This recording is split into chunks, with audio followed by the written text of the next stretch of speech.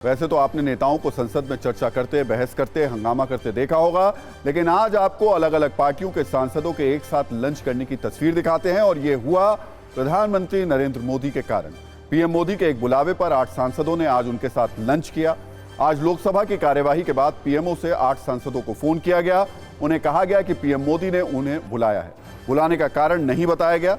जब सभी सांसद पीएम के पास पहुंचे तो उन्होंने मुस्कुराते हुए कहा, चलिए आज मैं आपको एक सजा सुनाता हूं।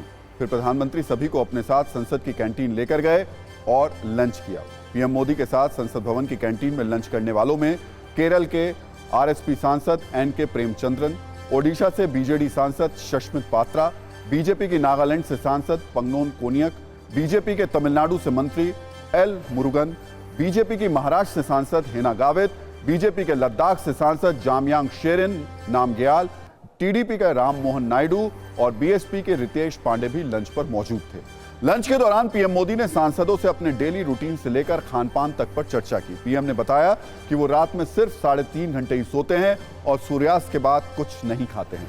कैंटीन में पीएम ने थाली मंगाई जिसमें रोटी, चावल, दाल और मिठाई थी। इसके बाद सभी के खाने का बिल प्रधानमंत्री ने दिया। दरअसल पीएम नरेंद्र मोदी ने 17वीं लोकसभा के आखिरी सेशन में 8 सांसदों को लंच देकर एक साथ कई मैसेज देने की कोशिश की है। पीएम के लंच से जो सांसद उसमें शामिल थे, उनके संयोजन से उनके मैसेज को डिकोड किया जा सकता है।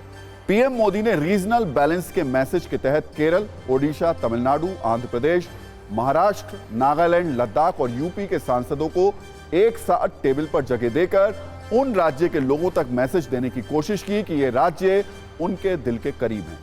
एक साथ पीएम ने उत्तर पूर्व, मणिपुर, दक्षिण भारत के तमिलनाडु, आंध्र प्रदेश, केरल और महाराष्ट्र, साथ ही लद्दाख के सांसदों को केंद्रीय भूमिका देकर उस क्षेत्र के लोगों को भी मैसेज दे दिया। मल्टी पार्टी सांसदों के साथ लंच कर उन्होंने ये मैसेज भी दिया कि बीजेपी के अलावा उन्होंने घोर विरोधी वामपंथी दल, आरएसपी और गैर एनडीए दल बीजेडी और बीएसपी को भी बराबर का मौका दिया।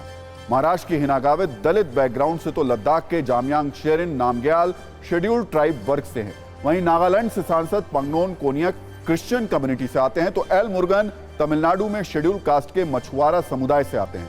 ओडिशा के शष्मित पात्रा और यूपी के रितेश पांडे ब्राह्मण वर्ग से आते हैं। ऐसे में पीएम मोदी ने सबका साथ, सबका विकास के अपने नारे को एक लंच से बुलंद करने की कोशिश की। वैसे आपको बता दें कि कल लोकसभा में राम मंदिर पर एक धन्यवाद प्रस्ताव भी आने वाला है, जिसमें 3 थीम रखी गई हैं। पहली है भारत और भारतीयता, दूसरी है एक भारत श्रेष्ठ भारत, तीसरी है भारत की प्राचीनतम संस्कृति।